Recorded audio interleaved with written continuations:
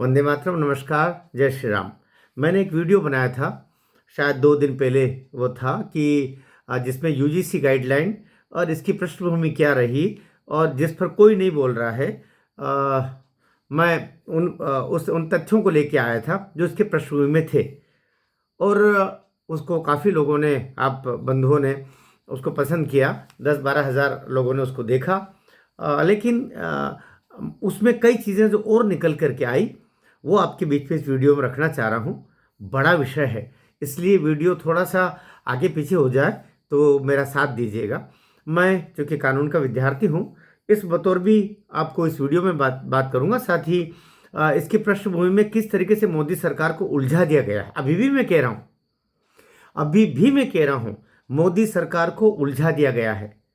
और इसमें किसी ने ऐसे दीवा स्वप्न दिखाए हैं जिससे कहीं न कहीं जो रविशंकर प्रसाद जी जो पूर्व कानून मंत्री है, उधर सुषमा स्वराज जी की बेटी, वो इसमें इस कमेटी में शामिल थी। उसके बावजूद ये उलझन कैसे हो गई कि आप समझ ही नहीं पाए। आप उस बिंदु को आपने छू लिया, उस बर के छत्ते पर आपने हाथ लगा लिया जिस पर हाथ लगाने की आपको ज़रूरत ही नहीं थी, न ही आपको ऐसा कहा गया था। अब सीधी सीधी बात आ रही कि ये नियम किसने बनाए? ये नियम यूजीसी ने बनाए। ये नियम किसके कहने से बनाए? ये नियम सुप्रीम कोर्ट के कहने पर बनाए। लेकिन सुप्रीम कोर्ट को ये नियम बनाने के लिए किसने कहा? किसने पिटीशन दायर की? इस भूमिका पर कोई नहीं बोल रहा। मैंने एक वीडियो जब यूट्यूब पर डाला, उसके बाद से कुछ कुछ सुगबुगाहट हुई, क्योंकि उसी बात को दबाना चाहते हैं। अब देखो, इसमें राहुल गांधी, कांग्रेस, ममता बनर्जी, अखिलेश यादव, पूरी लॉबी बिल्कुल चुप बैठी, चुप चुप, बिल्कुल नहीं बोलना चाह रहे, क्योंकि वो बोलते ही उन्हीं की कलाई खुलेगी। इंदिरा जयसिंह ने, जिसने इस केस को लड़ा पिटिशनर की तरफ से, उसका वक्तव्य आपने आज देखा होगा। इंदिरा जयसिंह कह रही है कि हमने एससी एसटी के साथ में डिस्क्रिमिनेशन होता है, उसको लेकर के हम सुप्रीम कोर्ट गए थे और सुप्रीम कोर्ट ने यूजीसी को एससी एसटी के साथ में, और जो डिस्क्रिमिनेशन होता है जिसपे 2012 की गाइडलाइन भी है, उन 2012 की गाइडलाइन को और थोड़ा सख्त किया जाए। इस संदर्भ में निर्देश देने कर इस संदर्भ में गाइडलाइन बनाने का निर्देश दिया सुप्रीम कोर्ट ने, और उसके सुप्रीम कोर्ट के निर्देश पर ही बाद में यूजीसी ने ये 13 जनवरी को जारी किया। थोड़ी सी भूमिका पहले, इससे इतना तो बोल रहे हैं ना, इसके थोड़ा सा और पीछे चलिएगा, आपकी आंखें खुल जाएगी कि देश में अभी भी नैरेटिव का खेल कैसे चल रहा है, और अभी भी सरेआम जो झूठ है उसको ढका कैसे जा रहा है, सरेआम जो एक अपराध है उसको ढका कैसे जा रहा है, सरेआम जो षड्यंत्र हुआ उसको ढका कैसे जा रहा है। दरअसल 2016 में रोहित वेमुला, जो तेलंगाना का था, हैदराबाद विश्वविद्यालय में वो पीएचडी का स्कॉलर था, पढ़ रहा था, और उसने सुसाइड किया। सुसाइड हुआ, बुरी बात है, उससे कोई खुशियाँ नहीं मना सकता है, ऐसा मूर्खी होगा जो ऐसा सोचेगा। लेकिन हम उस पर चर्चा तो करेंगे ना।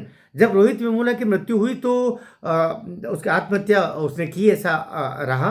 पुलिस ने जांच भी की, हाँ उसने आत्महत्या की, लेकिन पुलिस की जांच और राहुल गांधी उस समय बहुत सारे तथाकथित ये जो छाती माता पीटने के लिए चले जाते हैं कि किन्हीं बाकी हिंदू समाज में को बंटवारा करने, यदि कोई मुस्लिम किसी दलित के साथ में अत्याचार करे तो ये लोग चुप हो जाते हैं, लेकिन जैसे ही किसी अन्य का नाम आता है तो सबसे पहले सवर्णों को उस पर घुसड़ा जाए, सबसे पहले ब्राह्मणों को, ठाकुरों को, इनको उनको सबको लिया जाए। अब क्या हुआ? दरअसल ये हुआ केस क्या है, आप सुनेंगे तो मैं समझ नहीं पा रहा हूं कि आप इनकी सबकी कलाई खुल जाएगी, और कोई मीडिया मैन नहीं बोल रहा है इसको, न यूट्यूबर बोल रहा है। 2016 में जो रोहित वेमुला ने आत्महत्या की, उसके पिता का नाम था मणिशंकर वेमुला, माँ का नाम था राधिका वेमुला। वेमुला ये वेद्दार जाति से होते हैं, है ना, जाति वेद्दार है। वेमुला वेद्दार जाति कोष्टक में कह सकते हैं, जो ओबीसी में आती है। अदर बैकवर्ड क्लासेस में आती है तेलंगाना में, ठीक है। तो लेकिन उसकी माँ ने, आप ढूंढेंगे तो आ जाएगा ये पूरा, गूगल पे सब सब सब पड़े हुए हैं, लेकिन बताना कोई नहीं चाह रहा है।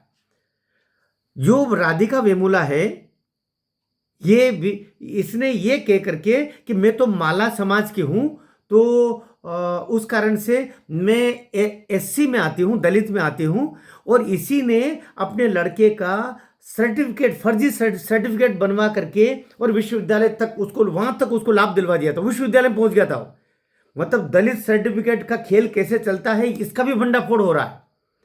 तो जब वहां तक चला गया, और क्योंकि उसको ऑन पेपर तो दलित ही था, तो ये पुलिस ने, और ये पुलिस की रिपोर्ट है, पुलिस की क्लोजर रिपोर्ट है, कि जब जब वहां पर उसकी शिकायत हुई कि ये दलित नहीं है, ये तो ओबीसी है, तो उस दबाव में कि अब मेरी कलई खुल जाएगी, सब कुछ आउट हो जाएगा, तो उसने आत्महत्या कर ली। किसने? रोहित वेमुला ने।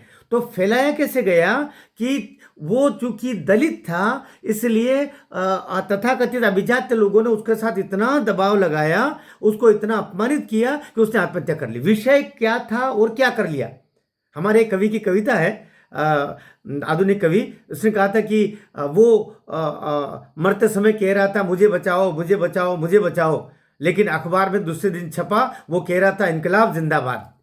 ठीक इस तरीके की बात कि यहां पर दलित का जो उसका फर्जी सर्टिफिकेट था, जो उसकी मां ने फर्जी तरीके से उसको दिलवा दिया था, उसकी कलई अब खुलने वाली थी, उस डर से उसने आत्महत्या की। यह पुलिस की रिपोर्ट है। लेकिन बताया राहुल गांधी चले गए, सब वहां पहुंच गए, दलित के साथ ऐसे हुआ, दलित के। अब मामला क्या हुआ? ये तो गड़बड़ हो गया पूरा। तो राधिका वेमुला ने फिर एक पत्ता खेला कि दरअसल क्या है, मेरी जाति है वो माला जाति है। बाद में पता किया कि इसकी जाति तो माला नहीं है, उसकी जाति भी कोई पेरुई, कोई ऐसी ऐसी कोई जाति बताई जो ओबीसी में आती है। अर्थात रोहित वेमुला की माँ राधिका वेमुला भी ओबीसी थी। पिता तो मणिशंकर वेमुला तो खुद कह ही रहे कि मैं तो ओबीसी हूं, और माँ भी ओबीसी थी। लेकिन माँ ने यह कहा कि मुझे जिसने पाला वो माला समाज के थे और वो दलित थे। मतलब देखो आप कहां से कहां उलझाया जा रहा है, जबकि जो पालने वाले का तो उसमें लगेगा ही नहीं। और वैसे भी पिता का सर्टिफिकेट लगता है, पिता की जाति लगेगी, न कि मां की लगेगी। तो चूंकि ये सब बातें आउट होने वाली थी, शिकायत हो चुकी थी उसकी विश्वविद्यालय में, तो उस डर से उसने आत्महत्या कर ली। लेकिन उसको बता दिया गया कि उसने तो बड़े उसके अभिजात वर्ग के या जो जातीय डिस्क्रिमिनेशन के कारण से उसने आत्महत्या कर ली। बात पहले समझ लीजिए। ये बात वो 3 साल तक चुप बैठी रही, पुलिस उसके पीछे लगी रही, आप सर्टिफिकेट बताओ, आप अपने दलित का सर्टिफिकेट बताओ। यद्यपि वो भी गलत था, वो सब निकल आया, लेकिन उसके पीछे तथाकथित एक लॉबी लगी जो चाहती थी कि अब इसका कैसे, चूंकि रोहित वेमुला बड़ा खूब नाम हो चुका था इस घटना का भी, तो उसको सुप्रीम कोर्ट में उसकी अर्जी दिलवाई कि जो जो जातीय आधार पर डिस्क्रिमिनेशन होता है उसके संदर्भ में गाइडलाइन दी जाए, ठोस गाइडलाइन की जाए। और इंदिरा जयसिंह उसकी बन गई। अब तो इंदिरा जयसिंह देखो आप कौन सी लॉबी कहां से कहां काम कर रही होगी। रोहित वेमुला जो साधारण गरीब परिवार का था, जो छात्रवृत्ति पर विश्वविद्यालय में पढ़ रहा था, उसके सुप्रीम कोर्ट में उसकी मां की एडवोकेट बनी इंदिरा जयसिंह जी। और आज इंदिरा जयसिंह ने भी कहा कि हमने एससी एसटी के साथ जो डिस्क्रिमिनेशन होता है, भेदभाव होता है, इस संदर्भ में सुप्रीम कोर्ट में पिटीशन लगाई थी। लेकिन और सुप्रीम कोर्ट ने भी इस बात को 2019 में गई, 2019 की पिटीशन को होते होते 2024 एंड और 2025 सितंबर में विश्वविद्यालय यूजीसी को दिया एक निर्देश कि आप एक इसकी गाइडलाइन बनाइए। और उसमें 2012 में जो कांग्रेस के समय में जो गाइडलाइन थी वो उसमें उसको सख्त करते हुए बनाइए। तो इन्होंने उसके बाद में उनका रोल खत्म हो गया। सितंबर 2025 में सुप्रीम कोर्ट ने निर्देश दिया कि ऐसी गाइडलाइन अब बनाई, विश्वविद्यालय अनुदान आयोग बनाए, यूजीसी बनाए। यूजीसी ने 13 जनवरी 2026 को गाइडलाइन बना करके और गजट में प्रकाशित कर दिया। क्या प्रकाशित किया? यह कर दिया 2012 के बाद में। सुप्रीम कोर्ट ने नहीं कहा था कि इसमें ओबीसी को शामिल करो, लेकिन यूजीसी ने ओबीसी को शामिल किया उसमें। बात यहां से समझिए आप, क्योंकि रोहित वेमुला की मां ओबीसी थी, और जबकि वो खुद कह रही कि मैं तो दलित हूं, और ओबीसी का तो रोने के लिए वो पहुंची ही नहीं थी, लेकिन ओबीसी को विश्वविद्यालय ने शामिल कर लिया, अपने एक्स्ट्रा भेजा लगाया उन्होंने इसमें। रविशंकर प्रसाद जी सुषमा स्वराज के लड़के बड़े बड़े एडवोकेट थे, बेचारे मोदी जी ने तो देखा ही नहीं होगा कि अपने इतने महान एडवोकेट इसमें हैं, इन्होंने सब सही देखा होगा भाई। तो उसमें जो प्रावधान था केवल SC ST का, उसमें ओबीसी को और घुसेड़ दिया। सुप्रीम कोर्ट ने नहीं बोला, उसके बावजूद घुसेड़ दिया विश्वविद्यालय अनुदान आयोग ने, यूजीसी ने। और साथ ही उसमें पहले यह भी था कि गलत शिकायत पाई जाने पर शिकायतकर्ता के खिलाफ कार्रवाई की जाएगी, उस अनुबंध को भी हटा दिया, ठीक है। और अब कर दिया इसमें पहले केवल SC ST के अतिरिक्त वहाँ के 2 फैकल्टीज और जो कॉलेज प्रबंधन या विश्वविद्यालय प्रबंधन का जो प्रमुख होगा, संस्था प्रमुख, वो रहेंगे, इस तरीके का था। लेकिन उसके बाद में अब उन्होंने SC ST OBC महिला दिव्यांग इनको भी करते हुए, और साथ में संस्था प्रमुख के जो 2 4 5 होते हैं वो तो होंगे, लेकिन कहीं पर भी आपने जनरल को शामिल नहीं किया। तो सीधे कान खड़े हुए कि आखिर ये पूरी तैयारियां हो कि किसके लिए रही है? जनरल को प्रताड़ित करने के लिए हो रही है, क्योंकि शिकायतकर्ता के कोई झूठी भी शिकायत कर देता है तो उस पर कोई कार्रवाई नहीं होगी। जिसके खिलाफ शिकायत की गई उसकी जिम्मेदारी बनेगी कि वो ये सिद्ध करे कि नहीं मेरी कोई गलती नहीं है। तो ये बाउंडर नहीं उठना था। और केवल विद्यार्थी नहीं, कॉलेज के किसी प्रोफेसर के खिलाफ, कर्मचारी के खिलाफ, पूरे जितने भी वहां हैं, ये लोग किसी के भी खिलाफ अगर शिकायत कर दें और बाद में दूर से मजे देखें तो देखते रहेंगे तो कि ये बात का बाउंडर नहीं होना था। बाउंडर तो होना ही था, और इसीलिए अभी बाउंडर हो रहा है। मुझे बहुत दुख है कि बैठे ठाले आपने एक विपक्षियों को एक मुद्दा दे दिया। वो मजे से दूर से आग लगी हुई है, ताप रहे हैं बैठे हुए, और जनरल बिरादरी हैं वो बेचारे ब्राह्मण। आप क्या समझते हो पंडित जवाहरलाल नेहरू जैसे अरबों खरबों वाले सभी ब्राह्मण रहते हैं इस देश में? अरे भिक्षाम देही, कुछ नहीं बचा ब्राह्मणों के पास में, कटोरा लेके चल रहे बेचारे। और अब गांव में और शहरों में भिक्षा की और प्रथा भी खत्म हो गई। भूखमरी के दौर से हैं ब्राह्मण लोग। और आसाम ठाकुरों का, ठाकुर महाराणा प्रताप, पृथ्वीराज चौहान, बस एक आध राजा होता था, बाकी तो सिपाही होते थे, हैं तलवारें चलाने वाले और खून बहाने वाले। उनके हालत भी बदतर है। वे भी रोटी को मोहताज है बेचारे। बच्चे उनकी पढ़ाई नहीं कर पा रहे। वे एक तरफ ठाकुरी मान्यता में घूंघट प्रथा कहाँ की गई? घूंघट है राजपूत समाज की महिलाएं बेचारे मजदूरी करके और ग्रुप डी एम्प्लॉयज होने के लिए तरस रही है। कहाँ से कहाँ ले आए आप इनको? कहाँ से कहाँ ले आया उनको? तो इसलिए डिस्क्रिमिनेशन किसी के भी साथ हो गलत है। अगर किसी के साथ भी ये प्रताड़ना होती जातीय आधार पर तो गलत है। किसी को ठाकुर नाम से भी तो चिढ़ाया जा सकता है, किसी को बनिए के नाम से भी तो चिढ़ाया जा सकता है, किसी को प्रोंगा पंडित के भी तो चिढ़ाया जा सकता है। इनको नहीं चिढ़ा सकते, इनका अपमान नहीं कर सकते, ऐसा है ना? हमें अखिलेश यादव, हाँ यादव, उनका डिस्क्रिमिनेशन हो जाएगा। यादव कई सरकारों के हिला डुला दे इतनी ताकत वाले जिनके राज खानदान बने हुए बड़े बड़े, उनको आप यादवों को आप उसमें शामिल करो। जाट, गुर्जर, पाटीदार,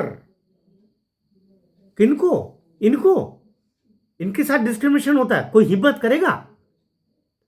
लेकिन आपने सबका, पूरे हिंदुत्व का एक तरफ बेचारा राष्ट्रीय स्वयंसेवक संघ 100 वर्ष की अपनी तपस्या पूर्ण करके और हिंदू समाज में समरसता लाने के लिए पंच प्रण लेकर के, पंच वचन लेकर के, पंच आराधन लेकर के, और पर्यावरण, सामाजिक समरसता, आपका स्वदेशी, आपका नागरिक कर्तव्य, और इन सब बिंदु, पर्यावरण, इन सबको लेकर के काम कर रहा है, हैं? वो मेहतर से झोपड़ी और महल को जोड़ रहा है, वो जातीय विहीन एक समाज, हम हिंदू हिंदू भाई भाई ये कह करके, और रात दिन करोड़ों प्रचारक लगे हुए हैं, रात दिन अपने परिवार सब कुछ छोड़ करके, क्योंकि हिंदुत्व है तो ये राष्ट्र है, इस भाव से लगे हुए हैं। जिस दिन हिंदुत्व खत्म हुआ, जिस दिन सनातन खत्म हुआ, पाकिस्तान में था, खत्म हुआ, अलग चला गया। अफगानिस्तान में था, जैसे सनातन कमजोर हुआ गया। बांग्लादेश में सनातन कमजोर हुआ गया। नेपाल सनातन हुआ गया। अफगानिस्तान सनातन कमजोर हुआ गया। और अभी पश्चिम बंगाल सनातन कमजोर हो रहा है, कहीं चला न जाए। तो दिक्कत की बात यह है कि इस समय जिस दुष्ट ने ये किया है, मोदी जी उसको ढूंढ निकालो आप। और मुझे लगता है कि इसमें जो संशोधन 2012 वाला जो था वो ठीक था।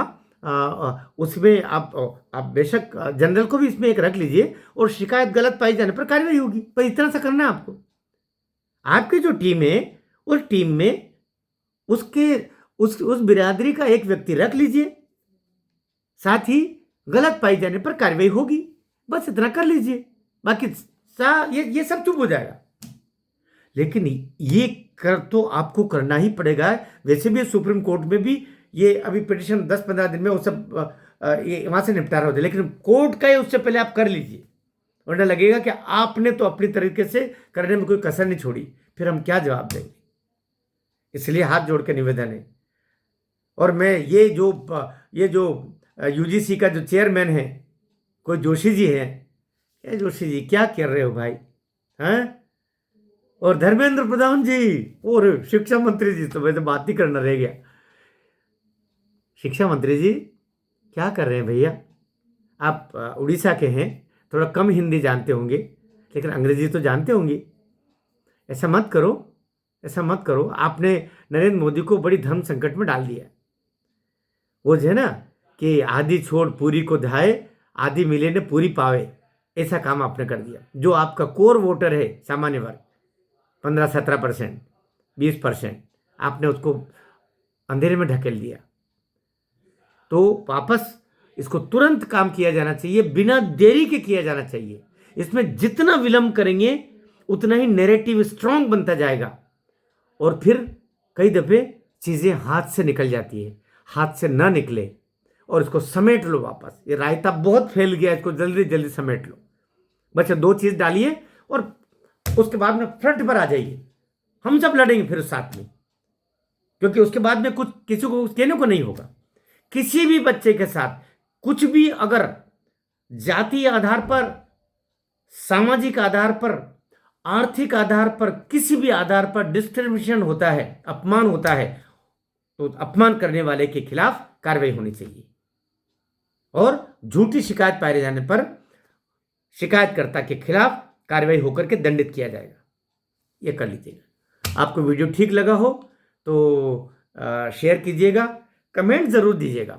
यद्यपि 15-17 मिनट हो गया, मैं बहुत कम करना चाह रहा था, लेकिन हो ही गया, मुझे क्षमा करेंगे। मैं कोशिश करता हूँ 10 मिनट के अंदर अंदर हो जाए, लेकिन ये विषय ऐसा था कि जिसमें यहाँ तक मुझे लाना था, उसके पूर्व में ये बताया जाना ज़रूरी था कि पहले क्या कुछ हुआ, और अब ये जो इक्वल अपॉर्चुनिटी कमेटी है जो 24 घंटे काम करेगी। कई सारी चीज़ें आपको पहले से पता है, होगी, लेकिन ये 2 चीज़ों को करके और हम इसको फिर से एक समरसता का वातावरण पूरे राष्ट्र में बनाएं।